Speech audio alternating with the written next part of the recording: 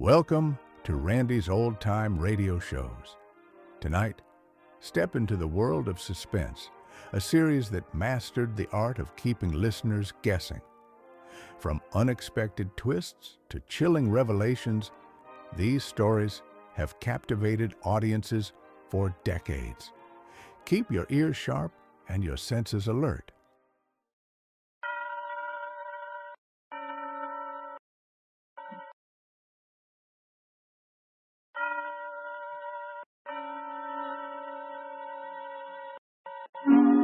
Suspense.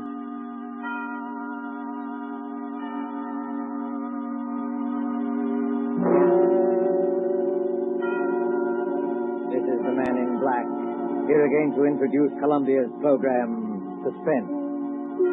Heading our starring Hollywood cast this evening is Mr. Richard Dix, who appears as a United States naval officer, who found himself in a remarkable predicament on what should have been an uneventful flight from New York to Philadelphia. As fellow passengers aboard the airliner, Miss Gail Page is a girl named Monica, and Mr. Montague Love, who plays that aged and domineering millionaire Silas Naylor. A story by John Dixon Carr called Death Flies Blind is tonight's tale of suspense. If you have been with us on these Tuesday nights, you will know that suspense is compounded of mystery and suspicion, dangerous adventure.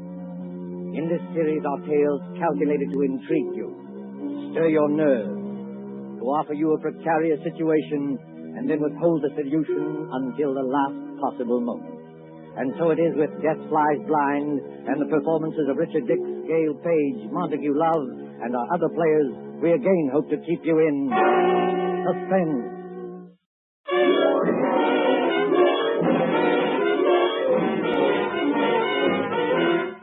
LaGuardia Field, Municipal Airport of New York. LaGuardia Field, vast behind its white buildings. On a gray spring afternoon when rain splashes across the runways, dims the sky, and spatters on the wings of a great silver-painted airliner waiting beyond. Already as the limousine bus from the New York terminus slowly drives up to the waiting shed, you can hear the loudspeaker. 72, New York to Los Angeles. The big limousine bus, besides its driver, contains only two persons. One is a tall young man in United States Naval uniform, the stripes of a lieutenant commander around his sleeve. The other is a tall and dark-haired girl, her face a little frightened in the blue. Flight 72, New York to Los Angeles. Plane ready to take off at gate number 6. Have your tickets ready, please. That can't mean us. Now, take it easy, Monica. We're not too late. They won't go without us. No, I mean it says New York to Los Angeles. That's right, Monica. Oh, we're only going to Philadelphia. You're still right, my dear. I arranged for a special stop at Philadelphia.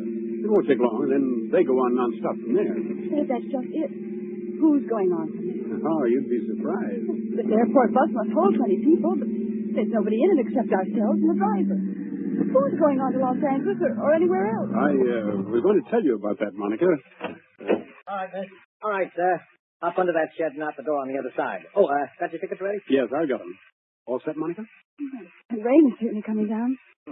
Do they take off when it rains like this? Oh, miss, a little rain don't bother them. What does bother them is unsettled weather at other places. You mean it's perfectly safe? They never take off, miss, unless it is safe. You better hurry up now.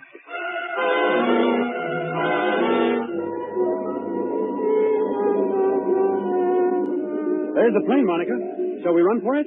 But I'd rather not run if you don't mind. Aren't getting nervous, are you? I know it's stupid of me. I've flown before. It's just those few seconds before the takeoff. You're moving and the motors have been idling. All of a sudden they start to roar. The plane races ahead and the roar gets louder and suddenly you think, am I ever going to get down alive? Now, look here, my dear. I'm sorry, Fred. There's nothing to worry about, you know. Of course not. I'll be good. It's just this dismal day and ghostly bus without any passengers. Hey, look. Where? At the plane. They've got all the windows covered inside with little gray curtains. Oh, that's all right, Monica. It's only a wartime measure. Wartime measure? Yes. Just keep those curtains closed for some minutes after taking off and before landing. So no one can make maps or take pictures of our airports. Anything could happen up there, can't it? No. And what's more, if you're worried about your fellow passengers, look over your shoulder. Well, there are some people coming through the gate. Yes, you see the little gray-haired man with the big fellow on each side of him? The secretary dashing around him like a destroyer in a convoy? You know, I've seen that gray-haired man somewhere before. You've seen his picture. That's Silas Naylor, the third richest man in the world. Those two big fellows are his bodyguards. Does he need a bodyguard? Well, not more than most of us, I imagine. I don't like it. Oh, nonsense, my dear. Come on now, up the steps to the plane. Give your name to the air hostess at the door. That's it. Good afternoon, miss. May I have your name, please? I'm Monica Vale. You're the air hostess? That's right, Miss Vale. Take any seat you like. And you, sir? Onslow, Lieutenant Commander Fred Onslow. Oh, yes, Commander. We've had instructions about you. Happy to have you with us, even if it's only as far as Philadelphia. Thank you. May I take your overcoat or your briefcase? Only the overcoat, please. I'll keep the briefcase. Friend, look there. What is it now? That man you called Mr. Naylor's secretary. Light-haired man, rather good-looking. He's sprinting towards this plane as fast as he can run. Well, you'd better be careful on that slippery surface. He certainly has. Look out, man. Look out, man. Watch your step. Look out. Well, are you all right? Here, let me help you up. I'm all right, thanks. Perfectly all right. Air hostess. Yes, sir. My name is Michael Shepard. I'm Mr. Naylor's secretary, and I think there must be some mistake here. Mistake, sir? Yes. When Mr. Naylor travels, he's in the habit of booking every seat in the plane to ensure privacy. Yet we seem to have 2 extra passengers. Well, I'm afraid that's my fault, Mr. Shepard. Indeed, sir. Then would you and the young lady be good enough to take some later flight? Well, I'm sorry. I'm afraid I can't do that. No, and why not? Maybe I ought to explain, Mr. Shepard, that Commander Onslow had last-minute orders to join his ship. He and Miss Vale have priority as far as Philadelphia. Philadelphia. Must we stop there? Only for a few minutes, Mr. Shepard. This is outrageous. Mr. Naylor is traveling, in a sense, on government business. Well, so am I, old man. The Navy often does. That doesn't alter the principle of the thing. I don't want to seem ungracious, you understand. Mr. Naylor is always glad to help our brave soldiers and sailors. Love 'em, Mike. Our choir will now sing hymn number 242. Now the But gorgeous this right time you've through. gone too far. I shall appeal to Mr. Naylor himself. Mr. Naylor. Yes, Mr. Shepard, I can hear you. What is it? This naval officer, sir, and the young lady. Oh, I know, Shepard, I know. Isn't the plane big enough for all of us? I was only following your orders, Mr. Naylor. You asked for privacy. All right, Shepard. What I'm asking for now is less noise. The Lieutenant Commander in the Navy, eh? That's right, Mr. Naylor. Off on another fishing trip, I suppose. That's just exactly right, sir. Ever had dispatch yet? No, never. Well, I had. 20,000 a year I've had paid doctors. And what do they give me? This stump. I'm not surprised you got priority, Commander, but I am a little surprised about the girl. She's my fiancée. Mr. Naylor, Miss Vale. Meet the rest of my family. These 2 bruisers here, including the one with the mouth organ, are my bodyguard, Mr. Cohen. I'm pleased to meet you, Commander. How do you do? This is Mr. O'Reilly. Glad to know you, Commander. How are things going? Hey, Cohen, don't you ever get tired of playing that mouth organ? Just stand away from the door. I want to close it. Will everyone please take their seats and fasten the seatbelts? Are we ready to take off? Yes, in just a moment. Shepard. O'Reilly. Cohen. Come along to the front of the plane. Yes, sir. Oh, we'll sit in the back here, won't we, Fred? Yes, of course. Fred, is anything wrong? No, of course not. Why, what could be wrong? Well, you'd better sit down. We're starting to move. That's good advice, Commander Onslow. But I must ask you, Miss Vale, not to touch the curtain on the window. How soon before we can open the curtain? As soon as we're well away from New York. You see that illuminated sign, no smoking, fasten seatbelt? Yes. What about it? When the lights and the sign go out, you can open the curtain and smoke as much as you like. Now, if you'll excuse me. Certainly. You needn't try to fool me, Fred Onslow. I saw you. You saw what? I saw you pick up that scrap of paper one of those men dropped. Why, that wasn't anything, Monica. May I see the paper? No. Why not? Well, because I'd rather you didn't see it, that's all. There is something wrong, isn't there? Look, Monica, let me repeat over and over, what could be wrong?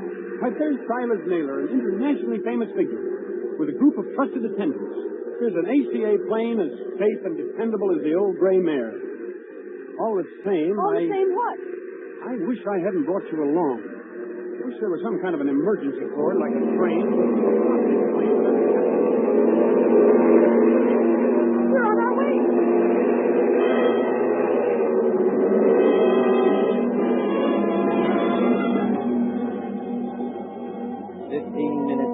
30 minutes, 40 minutes.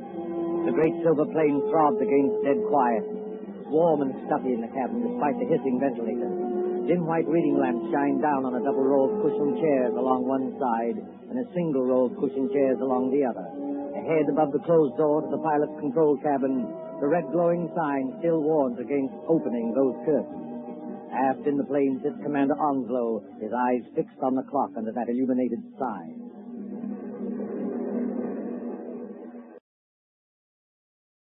Monica. Yeah? What? It's not exactly all right. Fred, why do you say that? Because we should have been in Philadelphia 5 minutes ago. At least we should have been circling over the field. And we're not? No. Well, we're still 10 or 12,000 feet up if the pressure in my eardrums count for anything. And traveling like a bat out of Hades. Weather's delaying us, I guess, huh? Maybe it is. Awfully bumpy, isn't it? Yes, a little. Makes you gasp for breath in your stomach. That was a bad one. Not getting airsick, are you? I don't think so. I wish I had some of that chewing gum they give you. Ring for the air hostess. She'll bring you some. I did ring the bell, Fred, and there's no answer. Oh, she's busy in the pantry back there, that's all. She doesn't hear you. Here, I'll get you some gum. No, wait, I'll go. Sure you're all right? I want a part of my nose anyway. Besides, you're going to have company. Mr. Shepard is reading along this aisle as though he didn't like air pockets either. Well, thank the Lord, one of that party's awake up there. I thought they were all dead. Hey, Say what? dead. We keep playing with everything so quiet and dead itself. Remember how the pilot walked through a while ago and looked around and walked right back to the control cabin again? No, I didn't notice him. Oh, that's what I mean.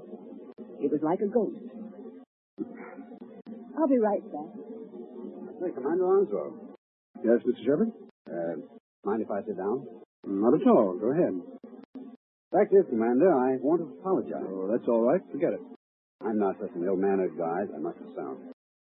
No joke, you know, taking care of the chief. I've got to go ahead like a cyclone, so that everything would be quiet when he gets there. And it's a great responsibility, too. I can imagine. I go on these long trips. There's the chief, half asleep, and O'Reilly reading detective magazines and Cohen with his mouth organ. Doesn't that mouth organ bother the old boy? No, he likes it. Especially when Cohen plays the old square dances. Chief's a great man in his way. I was just wondering about that. Wondering what? Is it true? Stop me if I'm talking out of turn. Go ahead. We can trust the neighbors. Is it true he's offered to design and build, at his own expense, a fleet of underwater cargo boats, submersible freighters, up to 5,000 or 6,000 tons? That'll do away with the submarine menace altogether? Where did you hear that? Oh, just rumor. Is it true? Yes. True enough. You see, Mr. Shepard, I'm one of the few people who believe that plan is practical. But there must be a lot of people who would like to see Mr. Naylor put out of the way. There are, Commander. Only they can't get at him. You're quite sure of that? Dead sure. Hitler himself isn't better guarded. Why, you could no more shoot or stab or poison the chief than you could... What was that? What happened? Monica? Is anything wrong? Back there? Well, it's all right, sir. It's only a noise in the pantry. We'll see to it. Monica, pull yourself together. What's wrong? It's that air hostess, Miss Lee. Well, what about her? She's lying back in the pantry among the broken dishes with her head all over blood. Somebody beat her over the head and left her there to die. Somebody? Yes. But nobody's gone back to the pantry. Nobody's gone past us except the pilot, the co-pilot of this plane, remember? Excuse me, Mr. Shepard. I'm going to open the curtains on that window. Do you think it's wise, Commander? We were told not to. No, we were told a lot of things. I'll just take the responsibility of... Good Lord. There, Monica. Mr. Naylor. Yes, son. What's up? Draw the curtain on your window and take a look down. If O'Reilly and Cohen have got guns, they better keep them handy. Is that so now? Why? Because we're not flying west. We're over the Atlantic Ocean now and headed straight out to sea.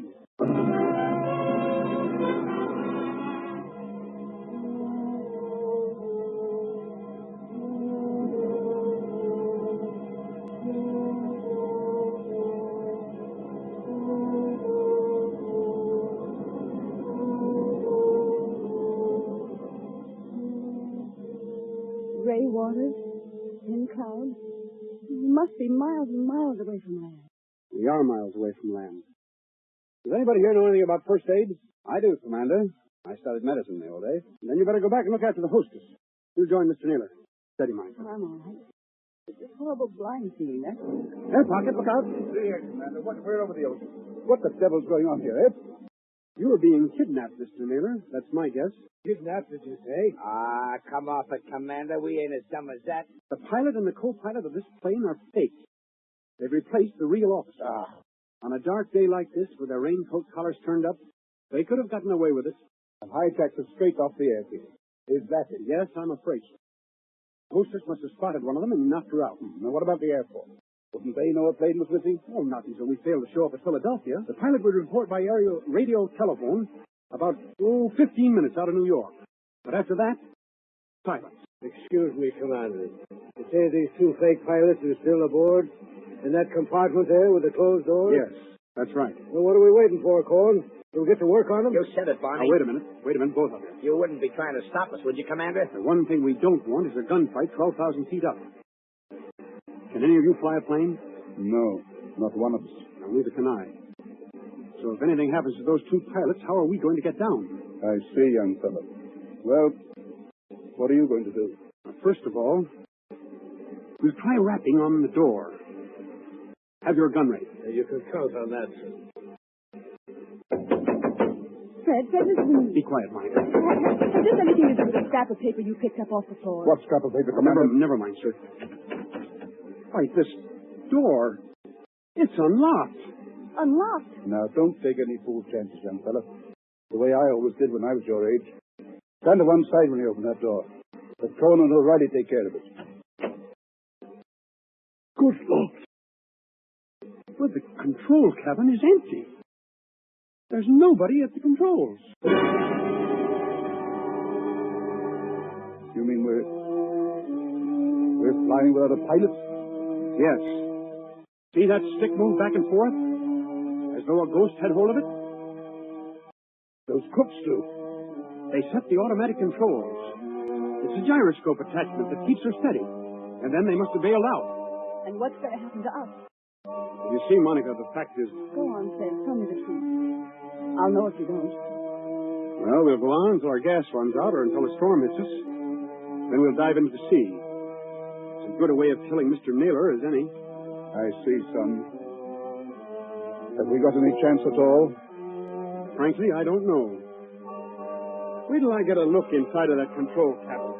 Holy mother, that does. Owen, stop it. Stop it! Yeah, Mr. Naylor? Stop playing that infernal mouth organ. Or if you must play it, play something cheerful. Yeah, sure, Mr. Naylor, sure. How long do you think it'll be before we... Quiet, Cohen. Here's the commander back again. Well, then, fella. The radio telephone's out of order. We can't signal. Fred, what about those patrol ships? You said they're 200 miles out to watch for unidentified aircraft. Won't they see us? They've seen us already, I expect. They'll send for an Army fighter plane to investigate, but... Oh, what can it do? Yeah. Shoot us down, maybe, huh? That's fine. If only somebody could fly the plane. Well, nobody can, Skipper, so think of something else. See, Mr. Naylor, I was wrong. Wrong, son. About what? One of your party, and I can guess which one, dropped a torn piece of paper. There was a line of writing on it. Probably the end of some instructions. Well? Those instructions ended, you should land just as your fuel fails at 7 o'clock a.m. You should land just as your fuel fails at 7 o'clock a.m. But that might not have anything to do with us, son. What made you suspicious of it? Because it was written in German. In German? Quiet, Cohen. I can't hear myself think. Okay, Mr. Naylor. I'm sorry. I thought the fake pilots were kidnapping you, maybe abroad. There's not enough fuel for that, is there? Well, if there's enough fuel for Los Angeles, then there's enough for Europe. Well, that won't work. They bailed out and left us to crash. Excuse me, sir, but it's getting black as pitch out there. I think there's a storm coming up. What happens when that hits us? Plenty, O'Reilly. Plenty. Well, I was afraid of that. If only somebody could fly this plane, I could navigate it. Navigate it? Yes. You have to learn aerial navigation in my business. With enough figuring, I might even set a new course and try the automatic controls on it. No, I don't dare handle the ship. Wait a minute. I know a way out of this. Well, then speak up, miss. It's a 90-mile wind going to hit us any minute. The air hostess, of course. Miss Lee, what about her? I remember reading somewhere that most air hostesses get flying instructions when they've been with a company for a given length of time. You know, Miss Dale, that's true. There was a girl of Inter Airways who told me the same thing. And if this one can even make a try at landing a plane, we may get back to New York yet. I thought you said she'd been knocked out. Well, she isn't badly hurt, but there's just a chance that maybe she's... There's Shepard, going back from the pantry. Anybody got a drink? Wasn't very pleasant back there. How is she? You know, we were just wondering whether Miss Lee might be in any shape to pilot the plane. Pilot the plane? Why in blazes should she pilot the plane? There's no time to explain now, Shepard. But we're bound for Davy Jones unless something's done. Could she do it? No. Not even if we revived her? Not if all the doctors on Earth stood at her side. Why, but I don't think you understand, sir. Miss Lee has just died.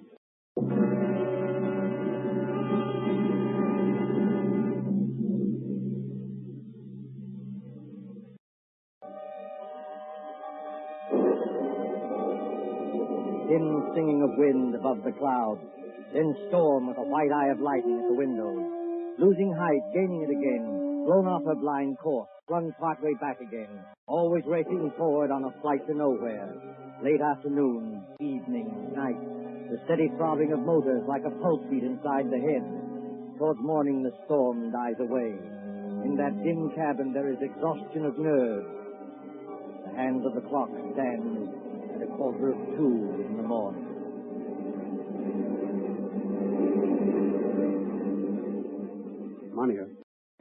Monica, wake up. What? Oh. It's Fred. Keep your voice down. Have I been asleep? Yes, for a couple of hours. They say condemned criminals sleep on the night before their execution. Where are the others? I was a boy back home in the county down. My father used to say to me, "Sonny O'Reilly," says he, "did you ever see a banshee?" A banshee, says he, is the old woman that lets you know when you're going to die. Pipe down, you two. I'm sorry, Mr. Davis. No offense, Kate. And the man plays quiet game of solitaire without somebody gapping all the time? Like 9 on red 10. Listen, Monica, and listen carefully.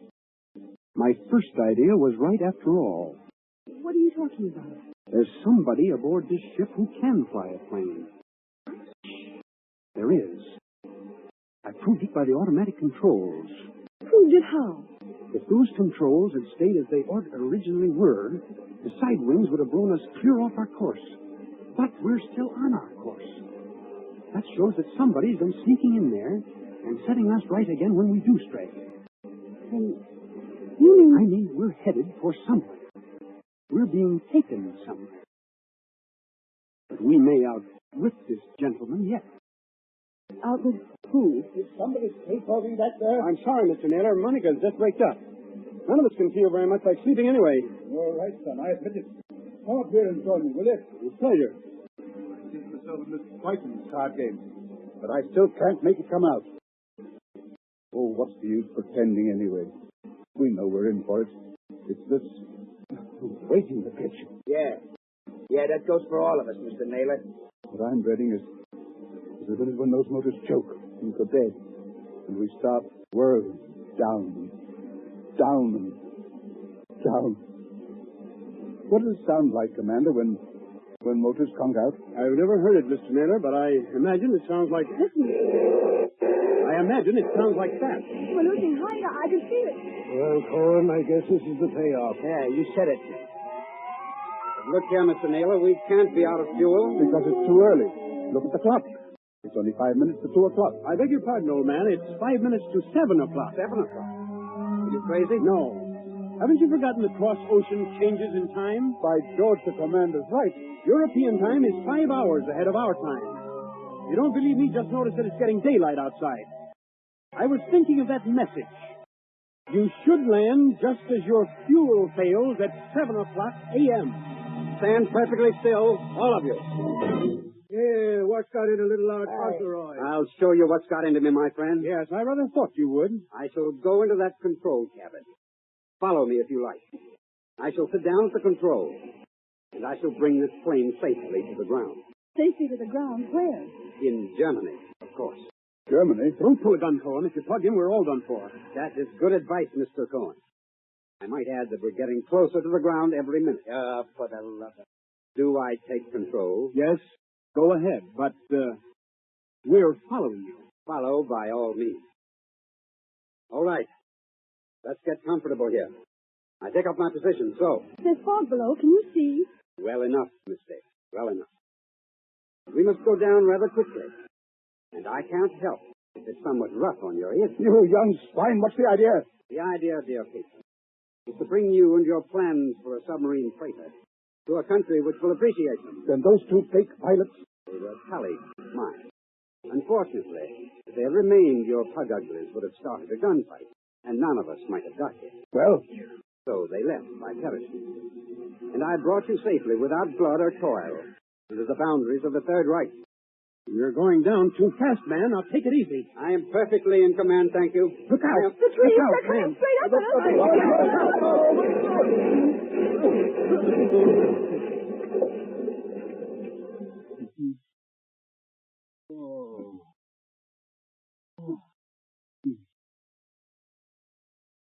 Are you all right, Monica?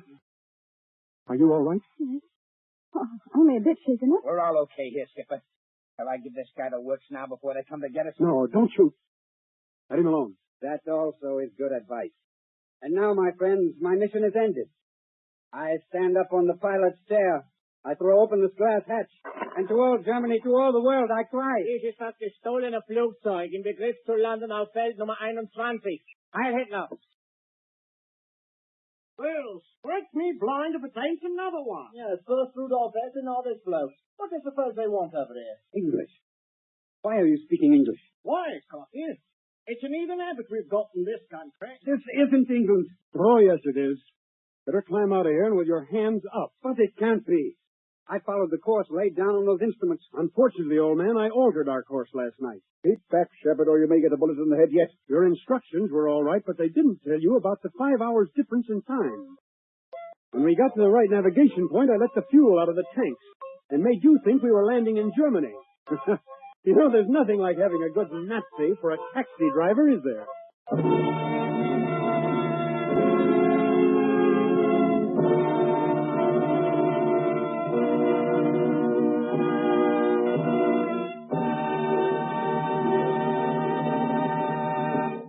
And so ends Death Flies Blind, starring Richard Dix with Gail Page and Montague Love. Tonight's tale of Suspense.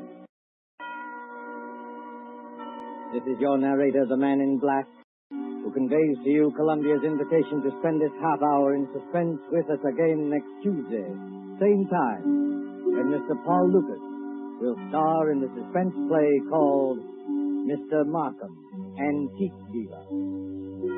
Ladies and gentlemen, on the following Tuesday, May 18th, Mr. Charles Lawton and Miss Elsa Lanchester will be with us in one of the most famous of Agatha Christie's thrillers, The ABC Murders. William Spear, the producer, Ted Bliss, director, Lud Bluskin and Lucian Mahowitz, the conductor and composer, John Dixon Carr, the author, collaborated on tonight's Suspense.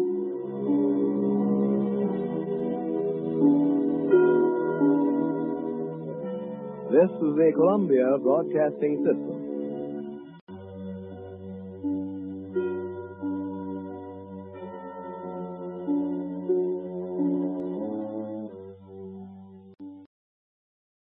Well, folks, that's it for this episode here at Randy's Old Time Radio Shows.